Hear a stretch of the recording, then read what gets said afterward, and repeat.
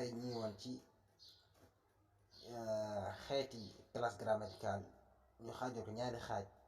mot variable ak mot invariable mooy yu soppi ak yu du soppi ba léegi encore ñu ngi ci mot variable mooy mooy yi nga xam ne ñu ngi soppi day soppi bokk na ca le déterminant mooy yi nga xam ne mooy gunge ñooy gunge benn mot ñoo koy gunge nekk ci kanamam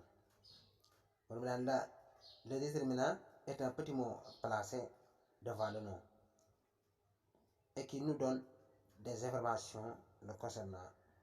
genre nombre possesseur le déterminant buñ ko waxee li muy tekki mooy benn baat bu ndaw lay doon boo xam ni day placé wu mooy day nekkee taxawee ci kanamu non tur ci kanamu benn tur lay taxawe kër wala tur dara ci lay taxaw ci kanamu gunge ko te moo bu ndaw boobu moom moo ñuy jox ay information mooy ay xam-xam ay leeral wala ay renseignement yoo xam ni mooy concerné nom bi nga xam ne moom la gunge ci ne lan ci ne nom bi góor la wala jigéen moom maanaam moo ñu xamal genre bi ak nombre bi ak possesseur yëpp moom moo ñu koy xamal maanaam masculin wala féminin ci genre bi dee ci wàllu nombre ndax pluriel la wala singulier la yëpp petit mot bu ndaw boobu di déterminant bi bu ñëwee ba déterminer nom bi moom moo ñuy leeral loolu ak possesseur bi yëpp rek lépp moom moo ñu koy leeral le déterminant forme avec le nom le groupe nominal déterminant nag moom day forme wu ànd ak nom bi maanaam da koy gunge nekk ci kanamam kon ñu ci dégg du nekk ci ginnaaw waaye ci kanam nom bi lay nekk da dégg groupe nominal day nekk itam groupe nominal waaw bu ñëwee déterminé daal di gunge nom bi moom déterminant bi day ñoom ñaar ñi bu ñu souligné day nekk groupe nominal lay nekk exemple buñ la ko analyse la woon danga naan groupe nominal après mu doon wax fonction la fonction bi nag ça dépend ci position bi mu am ci France bi yaa loolu yaa ko xam léegi dañ ci donné joxe ci ay exemplaire dina leer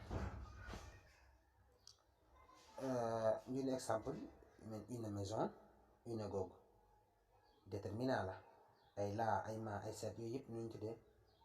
sont les déterminants ñoom dañuy gunge moo boo xoolee benn bu ci nekk dafa gunge ab nom une moo gunge maison kon une dañ nekk article indéfini lay nekk bu doon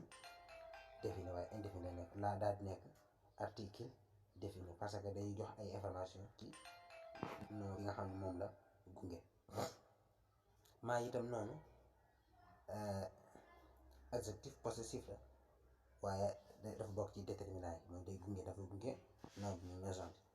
cette maison cette bi tam noonu adjectif démonstratif la mooy itam dafa bokk ci déterminant mooy moo gunge nom bi di maison ñu jox ay leeral ci moom ndax buñ ne une maison buñ jékkee dindi une googu dindi déterminant bi nekk jekki-jekki rek ni maison automatiquement da nga xam ni lépp li maison di ci duggaat parce que kër rek kër moom kër la waaye amul lenn lu ñuy fixeel ñu nomeel ni kër gii la jubloo wax waaye déedéet waaye dañu maison rek kër rek kon bépp kër di ci duggaat ñu ko la maison ñu tam muy génne laa bi ak maa bi ak set yëpp rek ñu gis ni ñu ne maison parce que lépp li maison di ci duggaat waaye lii ñi nga xam te ni moo leen gunge ñu koy tuddee les déterminants ñoom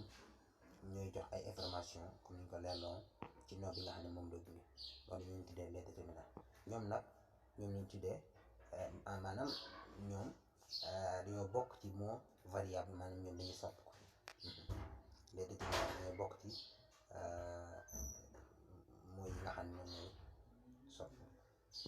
voilà suñ leçon day yam foofu rek ba beneen yoon lépp dina gën leer di wax ni ngeen abonné partagé bu ngeen gisee leen ci gi ngeen commentaire ñu mën a réagir bu baax ci li ñuy def ndax amul benn perturbation wala